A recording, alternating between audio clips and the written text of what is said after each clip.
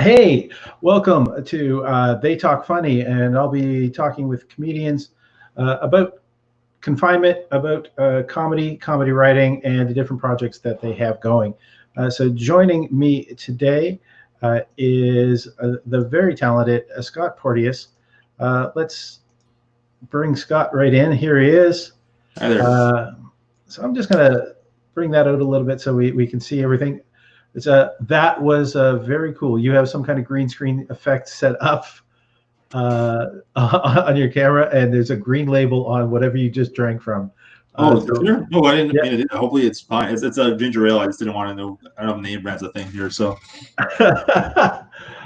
It's very cool. Welcome. This is the fifth edition of They Talk Funny. It's a chance for us to connect with comedians. You are the first person I've had on it that I've not shared the stage with. really, As of yet. well, thank you for having me. It's my pleasure. And we are able to take questions from the viewing audience. This is streaming live currently on YouTube on my Kick Ash Comedy channel, as well as on Facebook at the Paul Ash Comedy fan page. And Barb Moss had asked if this is going to be a weekly event. It's going to be a combination of when it can get done. I'm the first two. I didn't use this streaming platform, so they got lost to the ether, and I'm going to be redoing them. So tomorrow I'll be talking with Daryl Purvis, who is an executive on the CAST board, the Canadian Association of Stand-Up Comics, as well as being a very funny comic himself. Do you know Daryl, Scott? Daryl, what was the name again? Purvis. No, I can't say that I'm familiar with that name. Okay, I know that he tours out west. He's from the East Coast originally, but he's currently based out of Toronto. He has had a CTV Comedy Now, and I don't know why I'm talking about them when I have you in front of me. I mean, that's a good credit to have. So yeah, exactly. Well, you've done the Winnipeg Comedy Festival. yes, and you've toured across the country twice. Was it in your bio? I toured. I mean, recently I toured across country twice, but I've been touring probably a long time. I would probably say that would be my 12th tour. But that was my first two times where I actually took consistency of getting like payment for shows that way. Rather than doing the hobbyist coach surfing. Yeah, rather than just exploring. Yeah. And having a good time. Welcome. Now you and I definitely want to make sure that everybody is aware. You run the comedy workshop, which is how I got to know you, or got introduced to you. I still don't know you. It's and I put the link at the bottom so people can write that down. The comedy workshop on Facebook. You do meetings where you get a group of 3 comics and yourself. I mean, it ranges, but ideally I try to go for 5. But then cancels happen last. It's like at any comedy show, last minute no shows and that. So sometimes it goes 4, but ideally I like to have 5 total. So 4 other comedians. Sometimes it's 3, but like we make it work regardless. We have one where there's only 2, which was a very fast show, but yeah. But ideally it's a panel of 5 people.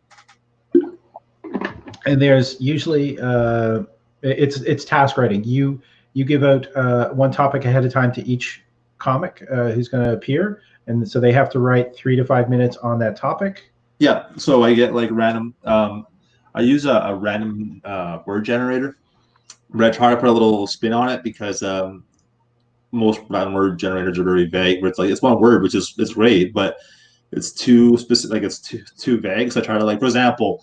I'll get like the word fly. So I'm like, okay, what can I associate with fly? Birds, plane, you know what I mean? I'll try to put my little edit on it just so it's, and then I'll have like a random number generator. Or no, I'll have them pick a number between 1 and whatever. Like they choose their fate. And that's the topic that they get.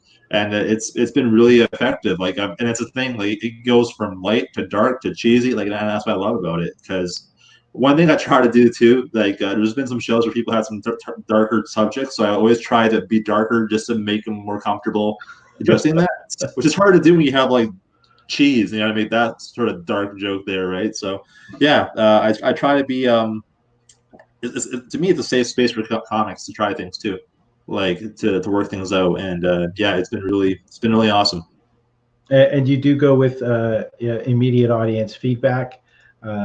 because the audience can actually comment, and you repeat their comments to the guests.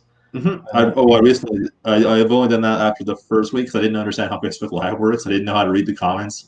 Little did I know, all I had to do was press maximize on the screen. Like, oh, there it is. But yeah, so the first two shows, it was less like it wasn't really interactive as much as I could have been. But yes, lately it's been the last few weeks. Just now that I know how to not be stupid, reading comments and everything, and yeah, it's been really awesome. It's been really interactive. I have a lot of comics that necessarily don't want to be in it, but they love to like just throw comments in there because people are too shy, and I get it. It's a different platform. Some people feel more comfortable with punch up than task writing as well. Like ghost writing, I guess would be a good phrase to use. Yeah. And if anyone wants to write in, I saw that we had a couple of viewers. If you want to ask a question to Scott or just make a comment, you can do so in either the Facebook or the YouTube chat, and we can bring that on stream and address it. Now, who were your influences starting out? You've been, like you said, 17 years in the business. Yeah, it's so weird to think about. Yeah. Calculating it, but what your influences? What kind of drove you to get on stage for the first time? Well, this is the thing. This answer has layers. So like to the core, like beyond stand-up comedy, to the core, I was the kind of guy that I remember like when I was a little kid, and then I was like play wrestling, and someone was crying, and I felt bad, and like I wanted them to make them feel better, so I would do stupid things like I'd take their hand, and then I would like punch me in the head, and then I'd fly off and act goofy or whatever, and they would start laughing. And to my core, that's what like, oh, it feels good to be able to like make someone feel better. Now as I got older, I became selfish. I mean, I'm only human. Like I want jokes for myself too, but yeah, that was it. And then I remember watching Just for Laughs. Like when I was a kid, before I did stand-up comedy, like probably when I was like maybe 11 or 12, and like reruns of the same joke, and I loved the craft of a joke so much that I could laugh the same amount of volume hearing it, knowing the punchline. I mean, now maybe a little different, but like the craft of a joke, I just really kind of brought me in, and yeah, I just kind of slowly fell in love with it. I was always a bit of a creative writer. So it's just I always written whatever, and I always written little jokes and sets, but never actually did comedy. And then finally, when I did it at Rumors Comedy Club on April 28th, 2003, I am OCD a little bit, but yeah, it was infectious, and I can't say I haven't looked back. Like I've tried. Like there's been times where I tried stopping, quitting because everybody hits that funk. Like but I suck at that even. I can't even quit. So yeah, you quit at quitting. Yeah, I quit quitting. The longest I could do without doing comedy was maybe 3 months, and that was it's part of me, and that's the thing. And I always say like I do quit the idea of like have this mentality of like, oh, it has to be my full-time gig. I have to pursue it for the rest of my life. That's not necessarily it. As long as it's part of my life, that's all I really want. So if I have a part-time job and I can do comedy on the side, I'm totally cool with that. As long as it's more in my life than it is all my life. That I truly relate to. Now, do you remember some of those comics that you loved when you were first watching Just for Laughs, or any of the voices that stood out? It's funny because there's some comics who I know that aren't.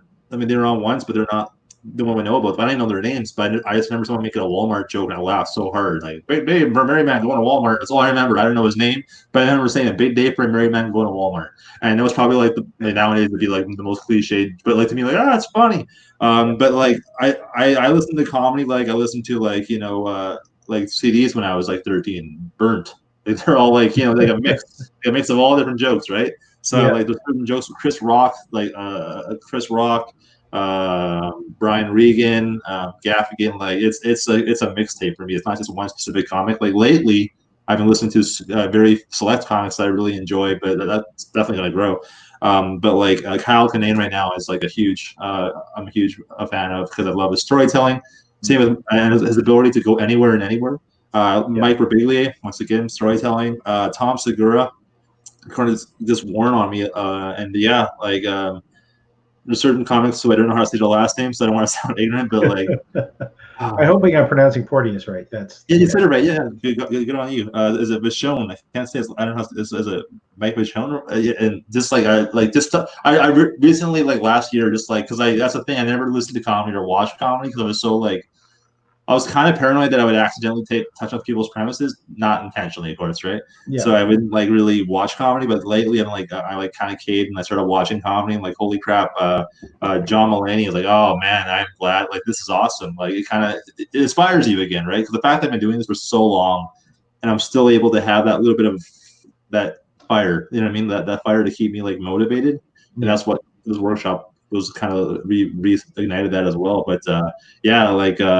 Recently I've been listening to like I have a playlist on my phone, just like a shitload of different comics of different sets. So I can't say a specific one, but at one point, I mean, Jeremy Hotz, Anthony Clark from Yesteryear. Yeah. Like there's so many people that are well known that aren't well known. That I just it's jokes. I look at like it's more so like my favorite hits and jokes more than the comics themselves at times.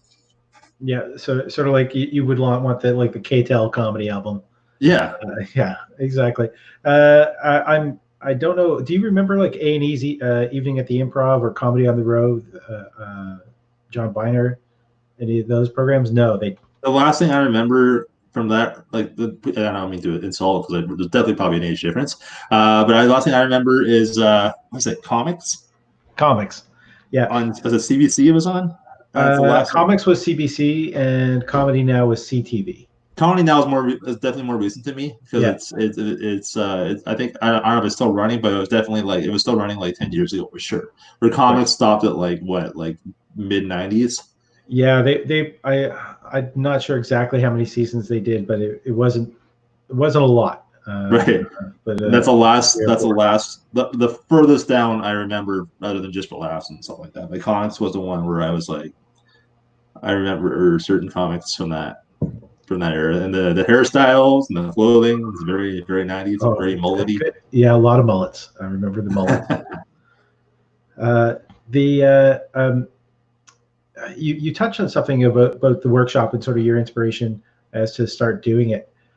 You've actually, I've noticed now that you've had comedians from places other than Canada involved. Like what are some of the interesting voices you've got to hear from different parts of the world? Was funny because I basically had a map of like, okay, like I obviously don't know what Canada is, but like still it's helpful to have that like, you know, left to right thing. Like, okay, where am I going? BC groups, every single group, wherever, not over spamming because I don't want to get like Facebook arrested. So like, you know, I put like, you know, okay, today it's gonna be BC, tomorrow's gonna be Alberta. Then after I get all of Canada, I went to the States. Where can I start here? Then Seattle, blah blah blah, and I only stopped at Texas because my list is getting pretty big, which is awesome. But it's funny because I had some comics from India, which is awesome. But like, it surprised me. Like, holy crap! Like, I guess people join groups. Obviously, people join groups that don't live there. But I just still like, oh wow, that's awesome that it's going that far. Like, I like to eventually slowly work my way to UK and even Australia. That would be like awesome. So I like to have like every mix and match and all the cultures and that. And because if you can do a joke, it's a really good way of telling you if this joke will work well here as well as there. Like, because you know there's different ways that people have lifestyles and metric systems or whatever. I'm not going to go into everything, but yeah. So if you can do one joke in like here that appeals to the US, UK, and like, you know, not to say that all the comics want to be there, but yeah. I think it's a really cool spectrum. Also, I love the fact that majority of the times I have people on the show, I have no idea who they are. There's something really dynamic about that. Like sometimes I know people because it's comedy. You definitely can't, like, you know, you'll know people eventually. But like the fact that like you don't know anyone, you're just like hoping that it works out. Yeah. I love the chaos to a degree. Controlled chaos. Controlled chaos. Controlled chaos. It's fun for me watching it because you have a certain charm with your uniqueness as you're going on. You're making sure you're pronouncing everyone's names right, and then asking them where they're at, and then not being sure where that place is. You've just got a good gosh shucks while you're doing it, which I think is part of your charm. I appreciate that. Yeah. It's funny that you say that because it's like the charm. All of a sudden, sometimes I say the darkest shit. Like what? I know. I messed up a little bit. Like I don't intend to offend. Like when I write, I dehumanize myself. I take away any part of human nature so I can not restrict myself. Right. And sometimes I get creative, but sometimes it can get. But it's all meant to as a writing platform. It's not meant to shock anybody. It's just surprise. That's who I am. But yeah, I try to be like pretty much. I just try not to be a dick. I just try to be like accommodating and making sure everybody has a good time. And that's always been my nature. I'm the kind of person that like please don't test me on this. But basically, if there's like two spots left, and you want to go on and I want to go on, I'm like, oh, go ahead. You know what I mean? I'll be that guy because I know what it's like to want something and be eager about something. So I guess maybe that's why I am more. I don't know what's the word for it. Conscientious about it. Plus, I've been doing it for a long time, so I can spare not doing one or two shows or whatever the case may be. Yeah. I gotta say, we have some new viewers have come in. If anyone wants to pose a question to Scott, they can just add that into the comments if you're watching on YouTube or on Facebook Live. So we can go that way. Now, how would you describe your character on stage? Because you sort of touched on that just a moment. A little lost. Unorthodox. No, because it's weird because I was talking to a friend about this, and it's like I really don't think I'm marketable, and I don't mean that in a way where it's like no one wants to represent me or anything. I'm not tooting my own horn. I'm just speaking on a business standpoint. But like I go everywhere and anywhere. I do one-liners. I do cheesy stuff. I do dark stuff. I do sexual stuff. I do blue. I do corporate clean. You know what I mean? Like it's hard to describe my comedy other than like one man showy. I don't know. Like I don't know how I had so many different dimensions. I am a Rubik's cube of jokes. I'm a puzzle.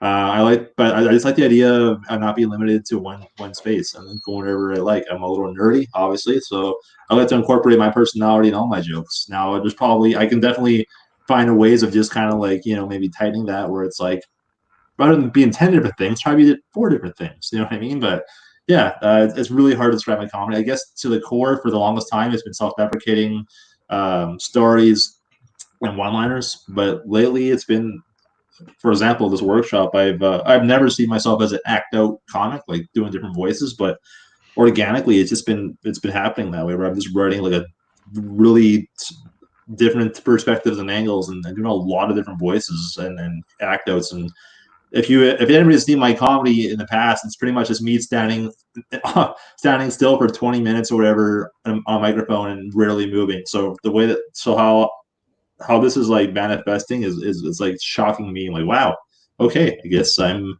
becoming acto comic. It's almost like I've been repressed for like so long because I was afraid to do certain things subconsciously, and now I'm like, all right, let's do it. And yeah, I'm a puzzle. That's what I'm trying to say. You've had to well, how often? It's 5 days a week that you do the workshop? At the moment, yes, 5 days a week. And that is at what, 8 o'clock Mountain Time? Yep. Okay, so for those of us in Eastern Standard Time, that's at 10 p.m. Now you're writing every day because you need to hit your deadline to get those 5 new chunks ready. Yeah, it's an accountability thing, and sorry for interrupting, Paul, but that's one thing I've also noticed. But this workshop has been helping me. Like, and people are like, "Oh, thanks for doing this." I'm like, I appreciate the thanks, but I'm just being selfish. Like, this is for me, and if I can help out others, cool. That's great too. That's what I want. But I'm not going to be like, "Oh yes, I did it for," because I know it was for me, and then I'm only human, right? But at the same time, like I've never written so much than I have in the last 3 weeks. Like I've been doing this for 17 years and I've been kind of coasting off the same material. Not so much laziness, but more so just security. Like I'm afraid to like try different things. But I've written so much and I developed so much confidence in just doing this because like how you write jokes you never try because like that's shit. Like to you, like that's shit. And then you do it because you have that, you have okay, well I have to do this topic. So I have something like that. And then people are like, that's pretty good. I'm like, really? Like so yeah. It really has helped me gain confidence in my writing, not so much myself, but my writing.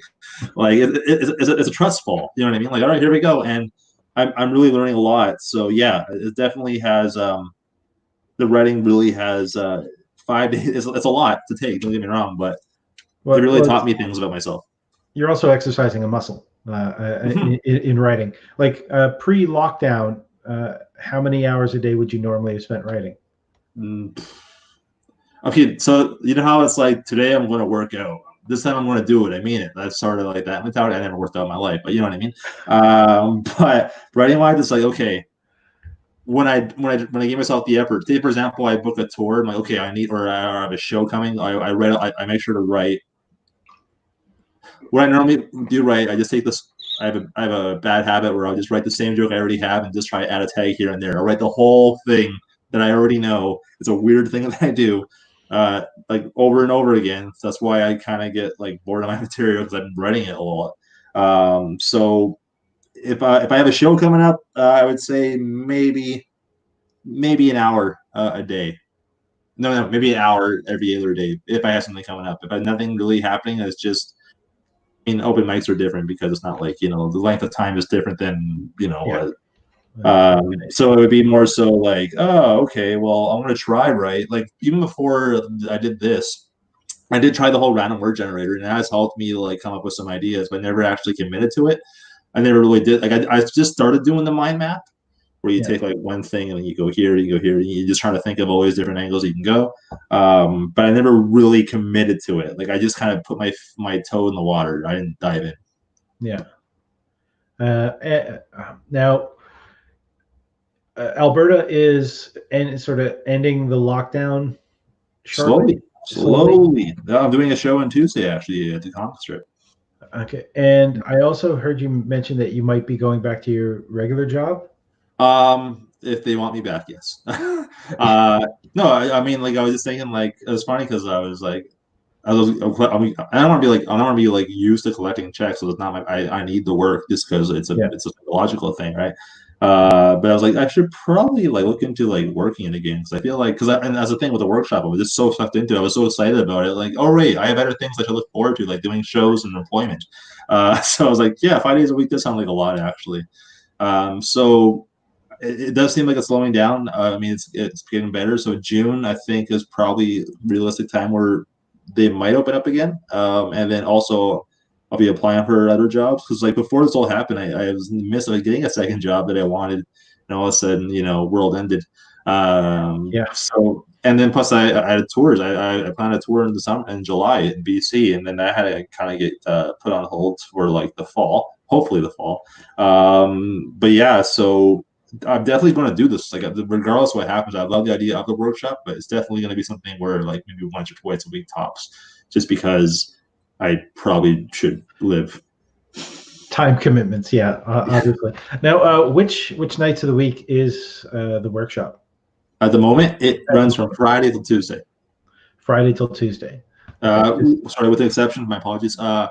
Next week is going to be Friday, Saturday, Sunday, Monday. Sorry, this week it'll be Friday, Saturday, Sunday, Monday, and Wednesday only because I'm selfish and I want stage time. But other than that, it's Friday, Tuesday.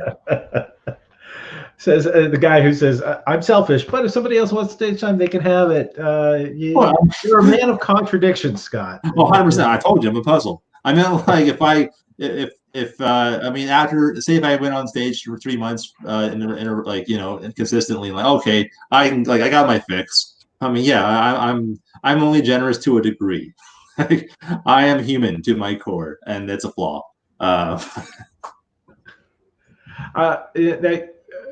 To just go back to about writing, you mentioned that you use the mind map, or you occasionally will use the mind map. What other tricks? I know you said that you basically write out your old material and then try to find new tags. Mm-hmm. I'm a bit of a word nerd. I love wordplay almost too much to the point where it's like dad jokes. But yeah, I love to do word association, puns. I try to like find a balance. So anything I can link to like organically, like people play on words. Like I just it's funny because sometimes I can be like this, right? But like on stage with a heckler, like shut up, like nothing, right? But yeah, I try to.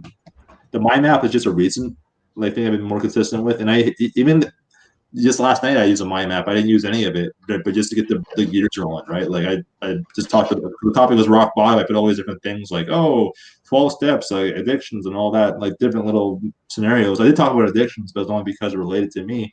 But I'm just saying I didn't relate to like I didn't like actually use anything I wrote. It's just more so to get like it's like an exercise for a workout. It's like you do that treadmill for 20 minutes before get your body flowing and get your blood flowing and start sweating. That's what it was. But for the most part, before I did the mind map, I just would write stuff down and I would think. Like I know a lot of people when they write, they have ways of doing like, okay, this is how I want to end it. How do I want to begin it? For me, it's like, okay, this is how I'm beginning it. Where am I going to take it?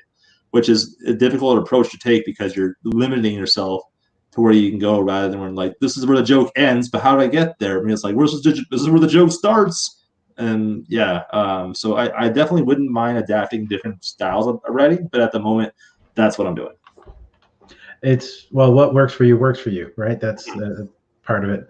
There's a method that a couple people I've worked with use is that they'll talk out a joke, okay, and record it, and then listen back.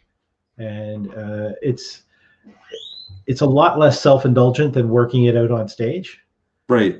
I mean, I don't know if you went through that phase. I went through that phase. It was occasionally I would take a concept on stage and maybe a one or two punches, and then just kind of riff with the audience on an open mic to try to find a better rhythm. But it's doing it without an audience and just kind of trusting your own instinct. Lately, I've been doing that, but to a smaller extent. Like I do have trust exercise. Like I had trust issues with in the past with my writing because like I'm not confidence issues. But lately, when I've been trying some new stuff, it's more so like okay, it's stupid, but I know it's stupid, and people know that I know it's stupid, but it's fun. So I basically have something recently called just like it was just stupid impressions, like like like when I thought about not the other day, but like one I thought about and I tried like a week after was called the disappointed squirrel, right? And all it was like that was it. That was dumb. It was like I know it's dumb, but like it worked. It was and like that's the thing. Like I think if I ever want to take the premise concept of just like kind of like figuring it out, it has to be something where it'll make me laugh because it's so like what you know what I mean. Rather than trying too hard on a premise, like I want to work like no. What's fucking so funny? What's so dumb that makes you laugh? And I think that's how I would probably approach it in terms of just freestyling, I guess, jokes on stage. Yeah. Or ideas. Very cool. Now, all right. So Alberta, slowly you're getting into the reopening.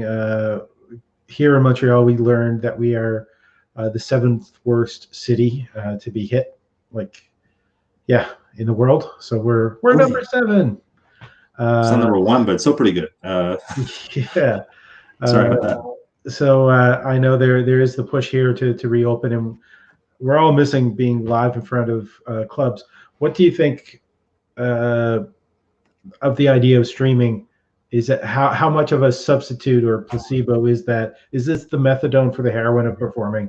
In the fact that wow. Sorry, I just no, it's good. I'm just trying to think like trying to like comprehend that. I don't know if this answer doesn't relate to what you're saying, but I feel like this is showing more than anything. What this is doing is showing the hustle of is teaching leaders how to hustle and showing us like what we do in situations like Lars Kallio, who discovered the whole backyard comedy movement in Alberta. He's doing shows in backyards with 10 people, and then it's awesome. You got like news coverage on it, and there's comics in Saskatoon that are kind of taking that platform. There's also one mentioned on the Saskatoon group about doing a drive-in comedy show. Like it's beautiful. Like it's different, 100%. Like we all prefer clubs and stuff like that, but I love the idea of like the hustle. Like you want something, you take it. You don't necessarily go with the most conventional methods. The Zooms.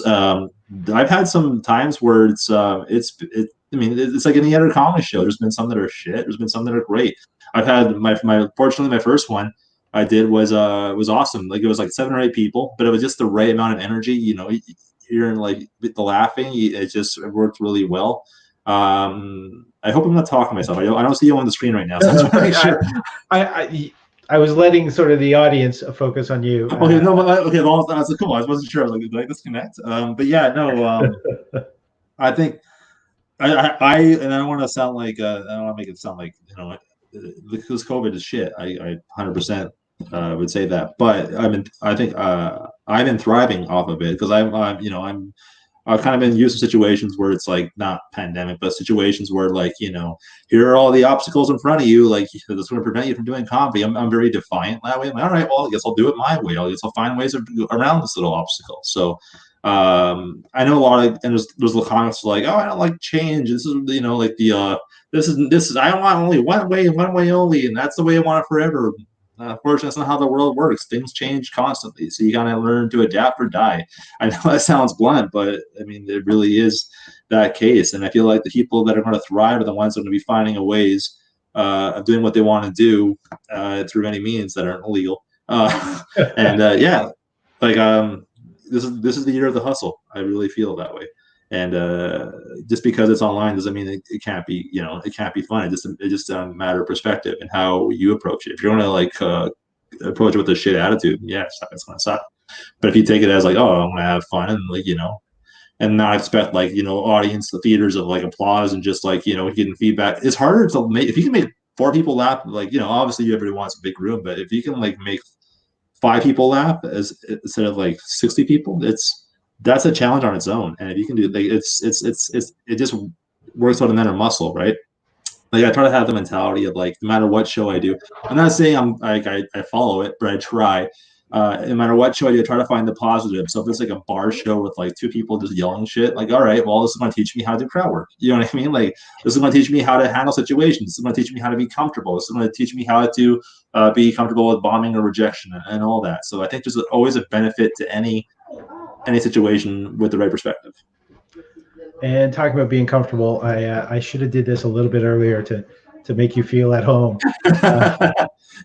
It's funny because I'm the last person with tools. Like I feel like, oh yeah, that's me. I'm regular Binford Scott over here. This is the background that people will see behind Scott if you tune into the workshop. That's Friday to Tuesday, except not this Tuesday. It'll be on Wednesday. That one will be deferred, and that's on Scott's Facebook group, which is the Comedy Workshop. So Facebook.com/groups/comedy workshop.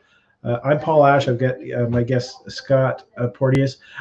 Any parting words on using Zoom? Because you use Zoom, and I couldn't get into Zoom. I had a lot of difficulty, and I didn't. I felt it too limiting, and then I tried OBS, and I felt that too overwhelming. Right. And I'm currently, I'm doing StreamYard, which is fantastic. If anyone wants a link, let me know, because I get bonuses. That's awesome. That's the thing. There's so many different streaming platforms. I was overwhelmed. Like when I kind of got like on the Facebook house arrest, I'm like, what the fuck do I do now? So I try to find like, unfortunately, it all worked out. But Zoom, I don't know. It's useful. Like it's simple for me. It's just like because it's already it gives me the option to attach to Facebook. Boom. You know what I mean? Like I don't know how StreamYard works. It looks like it's a fun. A great platform. It's the same thing, and I can actually, with the free version, you can either go to one of, like it's keyloaded to go to Periscope, Facebook, YouTube, oh wow, LinkedIn, and with the free version, you can choose one. I upgraded, and so that's why I'm happening both on YouTube and Facebook Live at the same time. Okay, well, I have a question then. If you don't mind. So say you're on like StreamYard right now, and you're on hypothetically on YouTube, Facebook Live, Instagram, whatever when people put in chats, is it all in one like thing, or do you have? As you can see with the dashboard beside you, there is a chat comment. For example, they all come up, and this was StreamYard itself. Okay. Put that, and then I could put it into the screen, or I could just read it out for people watching. So it's very user interface. Incredible easily. Okay, maybe I'll look into that. So the reason why I originally picked Zoom was because that was what I know, and I felt like a lot of people, because I'm asking comics to join in, I don't know what they need a Zoom, or you know what I mean. Like, the people are more familiar with Zoom than StreamYard. It's almost like, yeah, like Facebook. Everybody has YouTube, but like, how many people have YouTube accounts? You know what I mean? Like, if Facebook is like, yeah, it's a lot of people don't like Facebook, a lot of people like Instagram and all that, but how many people have Facebook? What's the universal platform? So that's mainly the reason why I picked Zoom, is just because I feel like people that I know anyways mostly were using that. But I wouldn't be opposed to it as long as like the other people wouldn't be minding, downloading another program or whatever. But I just realized I don't have to download StreamYard. I just have to click it, and then you know what I mean. And I got sent through this link. Exactly, and they like one of the other things. I've got an old computer, so when I was trying to use Zoom and OBS, they were using the processing power of my computer. This is entirely cloud-based. We just became an ad for StreamYard. I didn't intend it to be that, but it's all cloud-based. So none of the processing, like very little of the processing, is happening on your end. Okay. Little's happening on my end, and their server puts it all together and pumps it out. So. All right. Well, maybe I'll look at the StreamYard then, as long as it's not too pricey, because I am unemployed. It's the base upgrade, the paid upgrade, like free, you can do it. Like if you're just doing it through Facebook, that's free. Paid upgrade for 1 month is about $25 US. Well, it's not bad. I paid more for doing things I shouldn't be doing on the internet. Yeah, no, that's I can deal with that. Yeah. The only thing is I already paid for the upgrade for Zoom, so I don't want to like pay for it and then use a different platform kind of thing. But yeah, maybe after it's done for the month, I'll look into StreamYard. Okay, I'll send you the link. Anyone else that wants a link, just you can send it in. And this has been They Talk Funny. With our guest Scott Porteous. We've talked about Zoom, and we've talked about writing. We've talked about the hustle and the COVID lockdown, and just getting to know other people around the world who do comedy. Scott, it's been a pleasure. I think Monday I'm going to be on the workshop. I hope you are. Yeah, I think that's the date. Right now, actually, I can confirm right now with you, Paul. All right. You were on Monday, May 18th, doing senior citizens. That didn't sound right, but you know what I mean. I think that's something you normally pay for on the internet.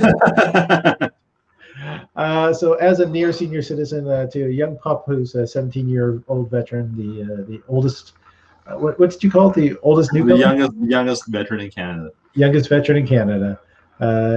Scott Porteous, was so happy to have you here on episode 5. My pleasure. Thank you so much, Paul. Take care. Take care.